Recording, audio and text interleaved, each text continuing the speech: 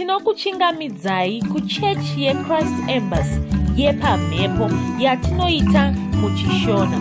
Iko zvino hapachina chikonzero chokupedza svondo rose usina kupinda chechi, nokuti painopindwa unenge usipo, kuda wakanga uri kubasa pakaenda vamwe kuchechi, kuda wakanga uri parwendo, kuda chechi yeChrist Embassy haisati yakuwanikwa kwaunogara, kana kuti unofarira hako kudzidza shoko raMwari nechishona. Ino ndiyo yave chechi yako. Chipinda tinamati. Tinokuchingamidzai kuchechi yedu yeChrist Embassy yatinoita pamhepo muchishona. Svondo rino isvondo rakanaka. Tiri munguva yekufara, tiri munguva yekupembera, tiri munguva yekutenda Mwari, kutendeka kwawo nokutunzira muranda wawo mufudzi wedu Kristu Oya Kilome. Zvakazoita. Haleluya. Saka nhasi uno tiripo panguva yekutenda. Toda kutenda Mwari nokutigonesa kuti chiitiko ichiitike mukati meZimbabwe. Nokutigonesa kuti chibudirire, takaona vanhu vakawanda vachiuya, saka toda kutenda Mwari naizvozvo zvakaitika. Ngatinamatei. Tinokutendai Baba. Mwari wakatendeka. Tinotenda nechiitiko chakaitika. Tinotenda nekutunzira muranda wenyu, kutunzira dzodzo yenyu mukati menyika yeZimbabwe. Izvi zvakatikwanira Baba, nokuti makaita zvinhu zvinoshamisa mukati muupenyu hwedu. Takaona vanhu vakawanda, takaona vairwara vachiporeswa, takaona vakanga vasina tariro vachipiwa tariro. Takanzwa mazwi ekuporesa Zimbabwe, mazwi ekuropafadza nyika ino. Tinokutendai Baba, nokuti makatigadzirira chirongwa chakanaka, makatigadzirira upenyu hwakanaka. Kubva iye zvino kuenderera mberi, upenyu hwedu hwashandurwa, maitiro edu ashanduka, matauriro edu ashanduka. Muzita raIshe Jesu Kristu ndinokutendai Baba. Amen. Toda kutendazve Baba, nokuti zvawakaita izvi, mune zvizhinji zvakaitika mukati muupenyu hwedu. Zvimwe hatisati taona kuti chii chakaitika, asi zvakaitwa nemufudzi Kristu Oya Kilome. Wakaisa zodzo, wakaisa modzi mukati menyika yeZimbabwe, wakaisa modzi mukati muupenyu hwako, mukati memhuri yako. Kubva iye zvino zvinhu hazvisafambi sezvazvaita kare, zvashanduka. Saka toda kutenda Mwari neshanduko iriko mukati muupenyu hwako, neshanduko imwe yatisati taona, neshanduko yatakaona. Toda kutenda Mwari nokuti upenyu hwashanduka. Panyika yozvemweya zvinhu zvese zvashanduka. Haleluya. Ngatinamatei. Baba, ndinokutendai nezvatinoona nezvatisati taona, izvo zvamakaisa mukati muupenyu hwedu kuburikidza nemuranda wenyu mufudzi Kristu Oya Kilome. Ndinokutendai Baba, nokuti zvizhinji zviri kuitika mukati muupenyu hwedu, zvizhinji zviri kuitika mukati medzimari dzedu, zvizhinji zviri kuitika mumabasa edu, zvizhinji zviri kuitika mumabhizinesi edu, zvizhinji zviri kuitika mukati menyika yedu. Hazvicharambi zviri zvanga zviri kare, nokuti imi makatoisa shoko renyu, imi makatoisa kuti isu titange kufamba muupenyu hwechiedza. Muzita raIshe Jesu Kristu ndinokutendai nezodzo yenyu, ndinokutendai Baba, nokuti zvaticharamba tichiona, ticharamba tichitenda nekuona, uye nyika ichaona kuti uku izvi zvakaitwa zvanga zvine zodzo mukati. Muzita raIshe Jesu Kristu ndinokutendai. Haleluya. Ndoda kuti panguva iri kutevera titaure nendimi. Haleluya. Patichanzwa shoko richiparidzwa kwatiri, riuye nemutsindo waro, riuye ritisumudzire, riuye ritiendesere mberi kubva panzvimbo yatanga tisiri nhasi uno. Haleluya. Ngatinataurei nendimi. Muzita raIshe Jesu Kristu. Libo rima shakara boba rabona karamozo kiribo shakaria maka zotoria maka santa ramo shika rimo kotoria maka raboba basanta ribo maziteria moko shika rikatoria maka zato rabo mama shika rimoko zotoria maka santa ramo kotoria maka santa rabo bashike rimoko zoto rimotoria maka santa ramoko riba shaka rako zotoria maka santa rabo mashika halarabobo soto. Tinotenda Baba, tinotenda muzita raIshe Jesu Kristu. Panguva iri kutevera tichanzwa chidzidzo chedu cherhapsodi chanhasi, uye tichibva ipapo tichapinda munguva yekuimba nekurumbidza Mwari wedu, tozotevera patinonzwa shoko raMwari ratichapiwa nemufudzi wedu, mufudzi Brighton. Haleluya. Chidzidzo chedu cherhapsodi chanhasi musi wesvondo 14 chivabvu chinoti, wava kugona kuwana njere dzakawanda. Haleluya. Tinoverenga kubva muna vaKorinde wekutanga ndima 30 inoti, asi naye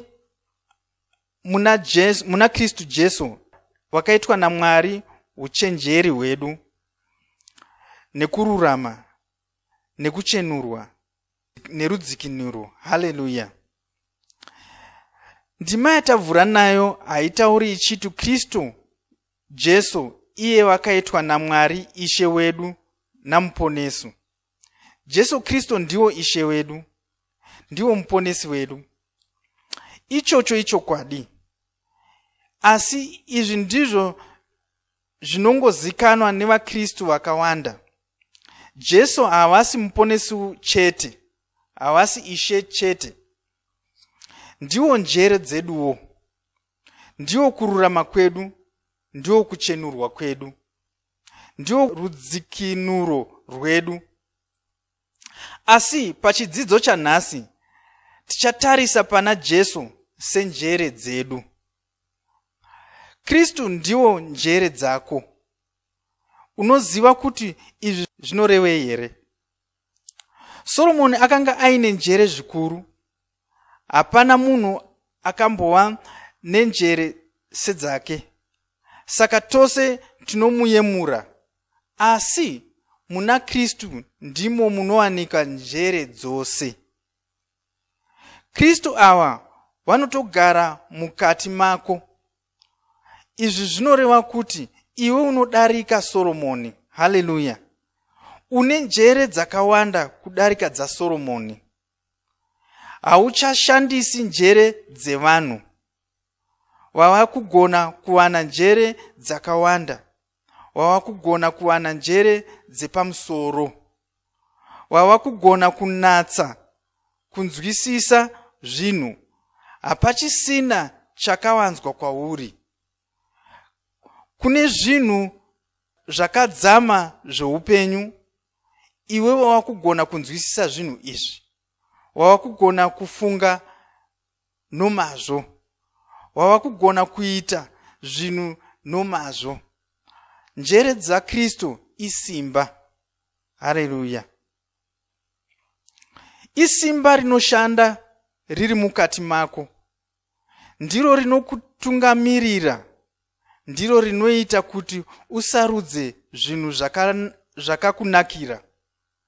Njere idzi dzava mukati mako. Kristu ndiwo njere dzako.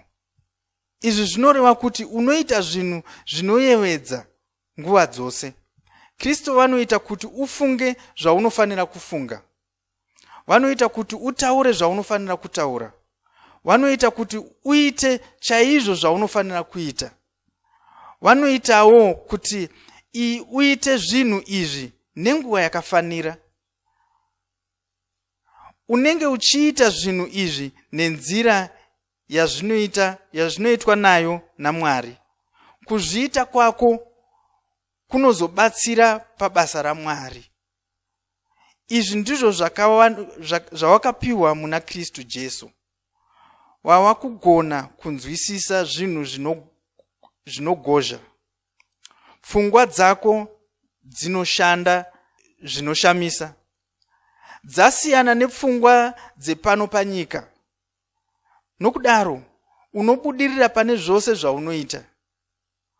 Unobudirira kubasa kwako, unobudirira mumhindu dzako, unobudirira mudzidzo dzako, unogona kufambisa mari dzako zvakanaka, unobudirira mumabasa ako okushumira Mwari. Muna Kristu ndimo mune njere dzose. Ndimo mune ruzivo rwose. Zvino Kristu vava kugara mukati mako. Chingaita kuti ukundikane chii? Chingaita kuti uvhiringike muupenyu chii? Hapana chinhu chausingagoni kunzwisisa. Unogona kuziva zvinhu zvose. Mauri mune ruzivo rwose. Saka unoona zvisingaonekwi nevamwe. Unonzwisisa zvinonetsa vamwe vanhu. Haleluya. Toda kuti unamate uchiti, Baba wandinoda, ndinokutendai. Ini ndiri muna Kristu. Muna Kristu ava ndimo mune njere dzose. Ndimo mune ruzivo rwose. Saka ndine unyanzvi hwekugadzira zvinhu. Ndiri nyanzvi pakugadzirisa zvinonetsa vanhu. Ndinonzwisisa zvinhu zvinonetsa vanhu. Ndine mazano anoshamisa. Muzita raJesu. Amen.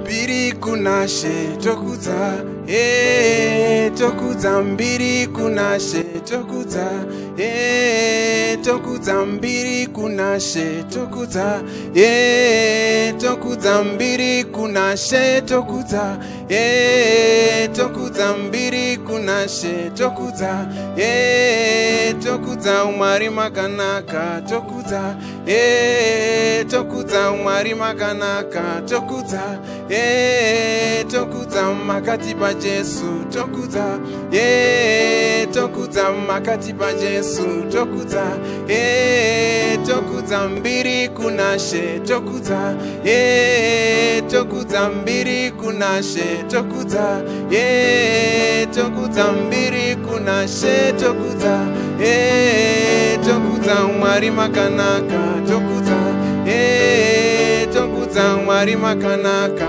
tokudza, tokudza makati pa Jesu tokudza, tokudza makati pa Jesu tokudza, tokudza mbiri kunashe tokudza, tokudza mbiri kunashe tokudza, tokudza mbiri kunashe tokudza, tokudza umwari makanaka tokudza, tokudza umwari makanaka tokudza, tokudza makati pa Jesu tokudza, tokudza makati pa Jesu tokudza, tokudza mbiri kunashe tokudza, tokudza mbiri kunashe tokudza, tokudza mbiri kunashe tokudza, tokudza mbiri kunashe tokudza,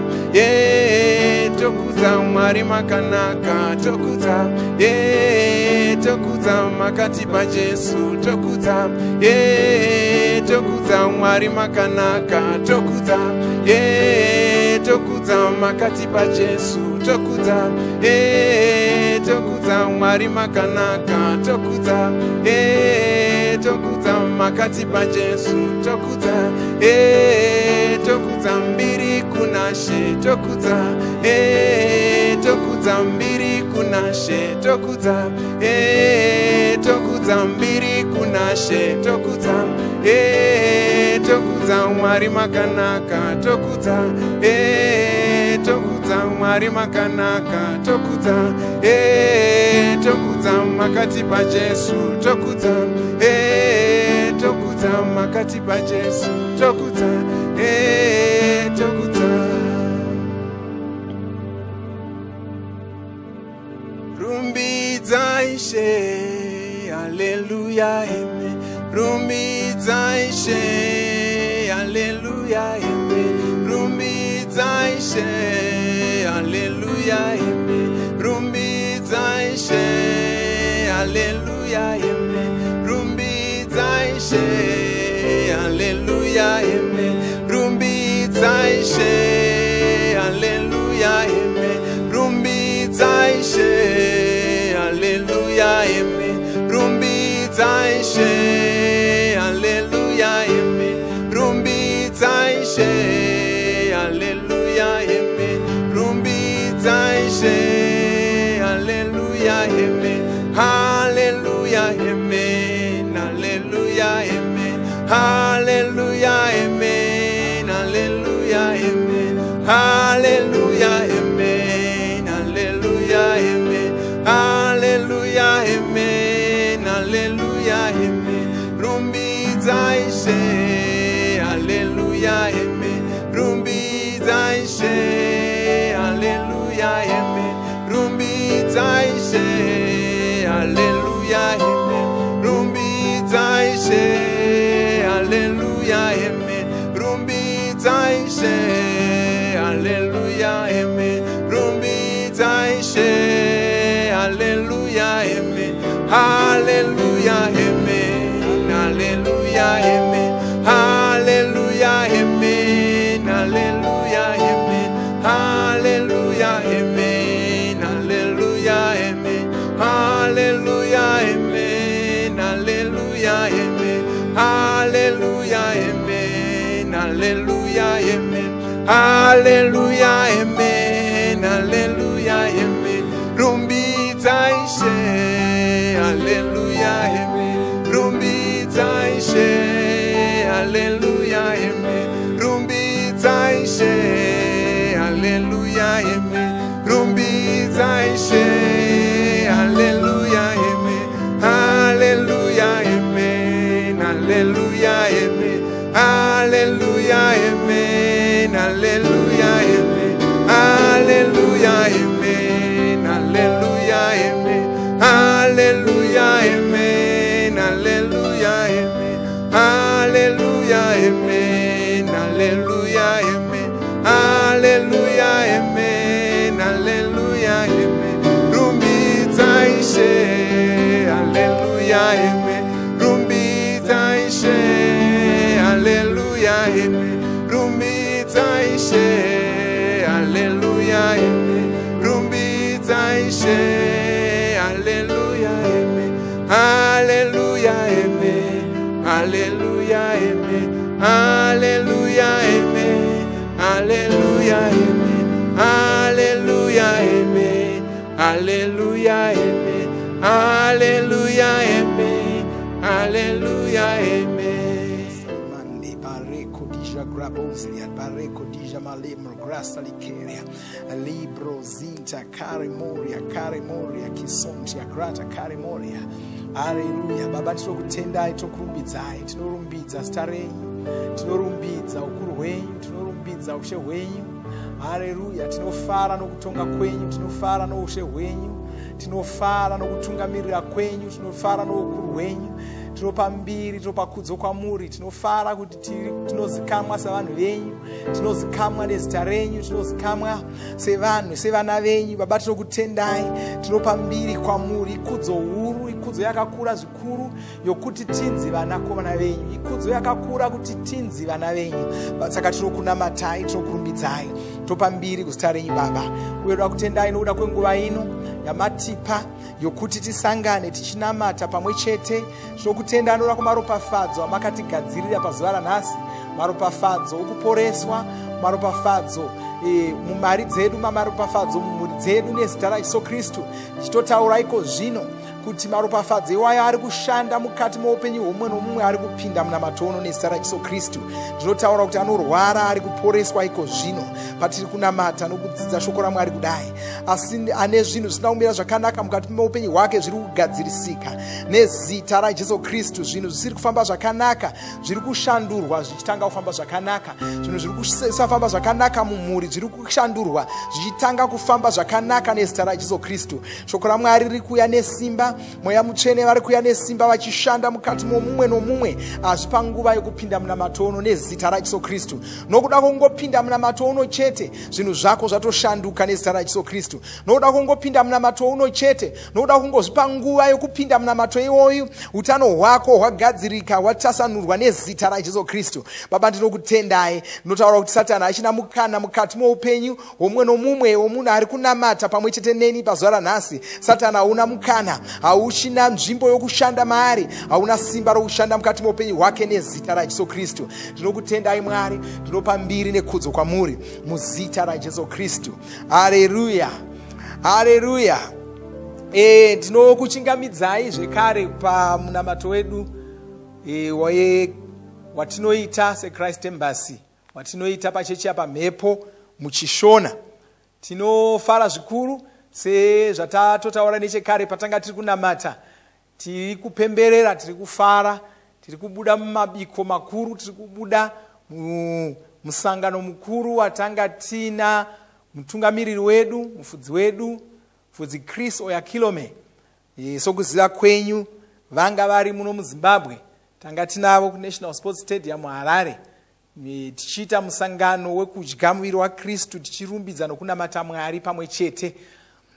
Vakatiitira zvakanaka, vakauya mufudzi Chris vakataura somuprofita, nokuti muprofita, vakataura mashoko avakatumwa naMwari, vakataura panyika yeZimbabwe, vakataura mashoko makuru, taura kuti Zimbabwe yakufamba nerimwe gwara idzva, zvinhu zviri kutwasanuka, zvinhu zviri kunaka, zvinhu zviri kufamba zvakanaka. Saka tiri kufara nokuda kwaizvozvo. Mashoko iwayo haawiri pasi, mashoko omuprofita haawiri pasi, mashoko anoitika, mashoko atichaona tese tese. Saka tinotenda nokuda kwaizvozvo. Tinoda kuvatenda ivo mufudzi Chris nokuda kwokuti pamukana iwoyu wokuti tisangane pamwe chete tichinamata, tichidzidza shoko raMwari saizvozvi. Zvaakugoneka kuti uri kwauri ikoko upindewo chechi navamwe. Zvaakugoneka zvisinei kuti una mabasa anomanikidza zvakadini, zvaakugoneka kuti upindewo chechi navamwe. Haleluya. Ndoda kuti ndibate shoko ratakadzidziswa namufudzi Chris musi iwoyo. Musi shumiro yatakaita iyoyi yanga iri shumiro yokutanga kwemwedzi. Sokuziva kwamunoita pose patinoita shumiro yokutanga kwemwedzi, mufudzi Chris vanotiudza shoko rechiprofita pamusoro pemwedzi iwoyo. Saka vakatiudza shoko rechiprofita pamusoro pemwedzi wachivabvu watava mauri iwoyu. Vakati mwedzi uno mwedzi watichafungisisa nekudzeya shoko raMwari, kureva kuti ndo urongwa hwaMweya Mutsvene, ndo urongwa hwaMwari paupenyu hwako. Mweya Mutsvene vari kuti mumwedzi uno fungisisa shoko raMwari, ridzeye mumwoyo mako. Pane chikonzero vachitsvaka kuti tiite saizvozvo, kureva kuti kana ukasazviita pane chinhu chisingazofambi zvakanaka mukati muupenyu hwako. So mwana wakanaka anoteerera shoko raMwari, chizvipinza murongwa ihwohwo, chizvipa basa rokufungisisa nokudzeya shoko raMwari. Ndoda kuti ndikubetserei kunzwisisa iko kufungisisa nokudzeya shoko raMwari kwatakarayirwa ikoku. Mufudzi Chris vane ndima yavakativerengera musi iwoyo yatinoziva tose, Joshua chisauko chokutanga ndima yesere. Joshua chisauko chokutanga ndima yesere. Kwanzi bhuku iyi yomurayiro haifaniri kubva pamuromo wako, asi unofanira kuirangarira masikati nousiku. Unofanira kureva kuti unofanira kuidzeya masikati nousiku. Unofanira kudzeya mashoko ebhuku iyoyi masikati nousiku, kuti uchenjere kuita zvose zvakanyorwamo, nokuti nokudaro uchazviwanira mufaro panzira yako nokubata nokuchenjera. Ndoda kuti ndingotanga nokutsanangura kuti iko kudzeya shoko raMwari kunorevei, kuita sei. Vamwe vangashaya kuti kudzeya shoko raMwari ikoku kunorevei. Chokutanga, kudzeya shoko raMwari kuisa pfungwa dzako pashoko raMwari uchifunga nezvaro, kuisa pfungwa dzako pashoko raMwari. Nona somuKristu wava noupenyu hutsva, wava kufanira kuzvidzidzisa tsika itsva pachinambo chokuisa pfungwa dzako pavavengi vako, pachinambo chokuisa pfungwa dzako panhamo dzaunofunga kuti ndo dzauri kusangana nadzo, pachinambo chokuisa pfungwa dzako pazvinhu zviri kuitika zvikuru sei zvinotsvaka kukukanganisa. Bvisa pfungwa dzako ipapo wodziisa pashoko raMwari.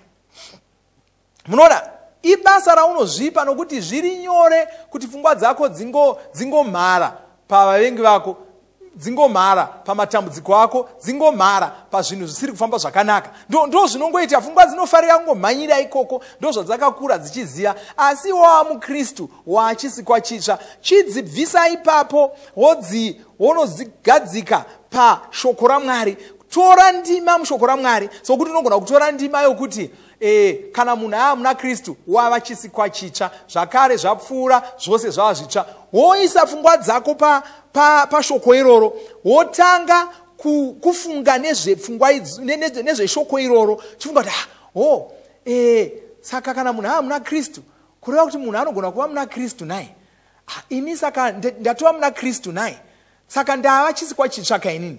Kana ndaamuna Kristu ndatova chisikwa chitsva kaini. ndatosiyana kano munhu uya wakazvarwa namai vake nababa vake paya ndatova munhu mutsva kaini, saka handichafaniri kurarama zvandaisita kare kaini.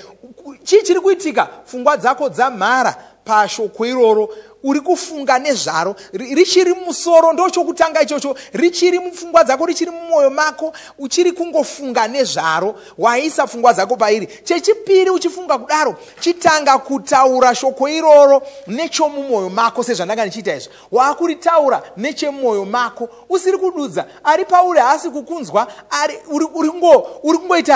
uri kungotaura, inongorifungura mumwoyo, rwendo rwembwa, uri kungofunga, nongozvitaurira mupfungwa dzako uri wega pasina anokunzwa. Ndo nzira yaunoshandisa kufungisisa. Uchifambira mberi uchidaro, unozotanga kududza manzwi ayaya, wotanga kududza manzwi ayaya, wotanga kutaura.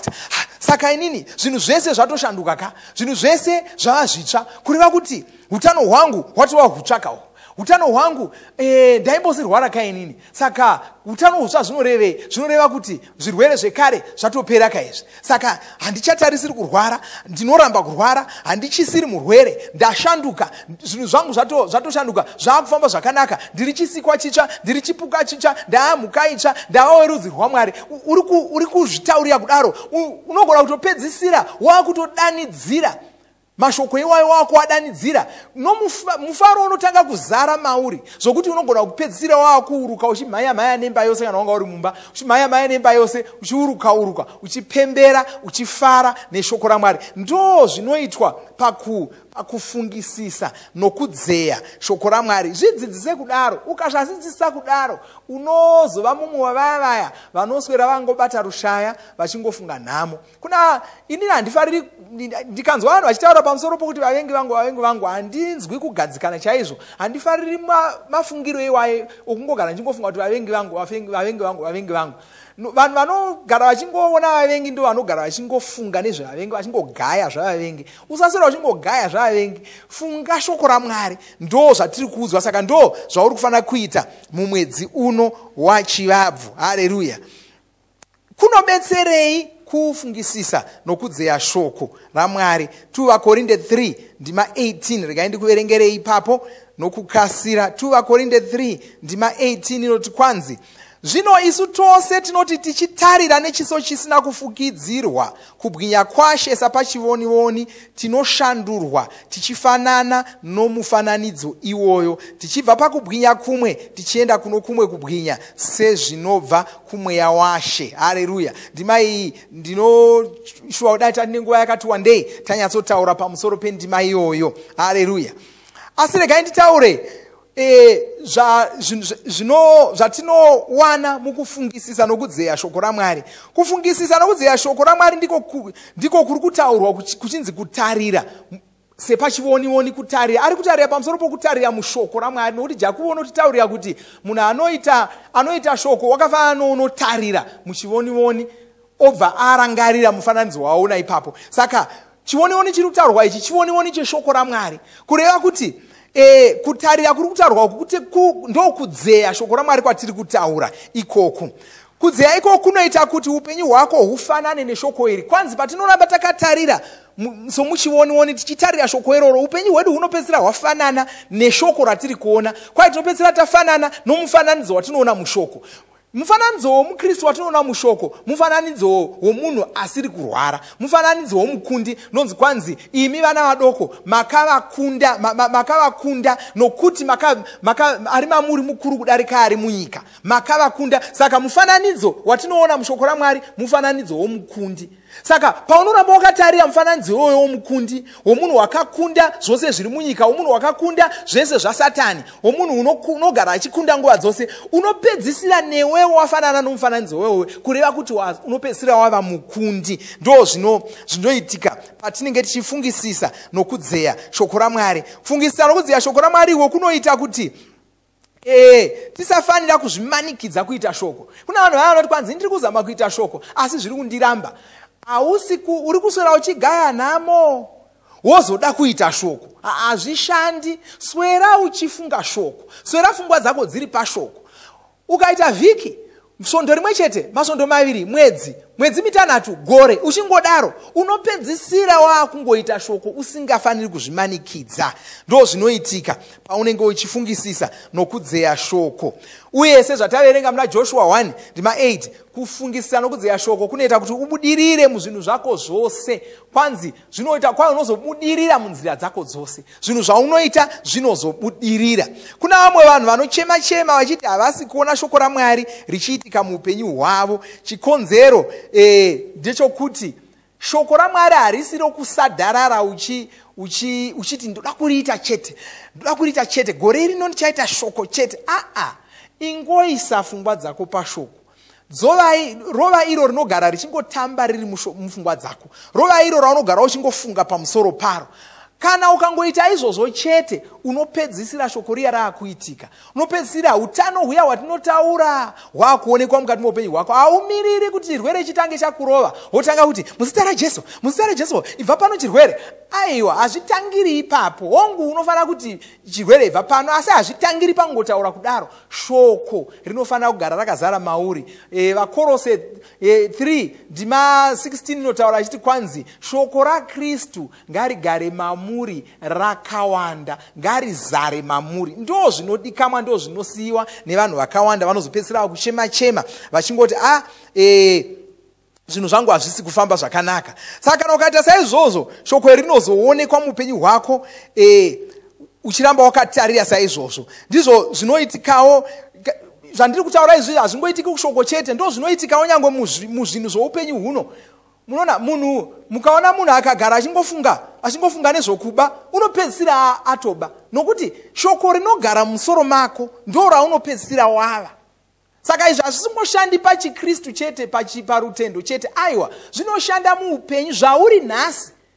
Zvakabva pashoko rawakagara pfungwa dzako dziri. Kana wangogara uchingofunga nezvokutsvaka kuti ndingabasei, ndichamubira chete. Kuna vamwe vanhu vanofanira kugara vachiti kwai ndichamurova chete, rimwe zuva ndichamurova, unopedzisira wamurova munhu iyeye. Rimwe zuva ndichabva pano pamba ini, murume iyeye ndichamusiya ini, unopedzisira wamusiya. Pfungwa dzako dziri kunyanya kugara pashoko iroro, ndo zvisina kunaka izvozvo. Saka mwedzi wokufungisisa nokudzeya shoko, tanzwisisa kuti kudzeya nokufungisisa shoko zvinorevei uye zvinotibetserei. Saka ngatifambe naro shoko rechiprofita iri mumwedzi uno, tichipfuurira kumwedzi inotevera tichiita shoko irori. Haleluya. Ndoda kuti ndinamatenewo kana wanga usati wagamuchira Jesu.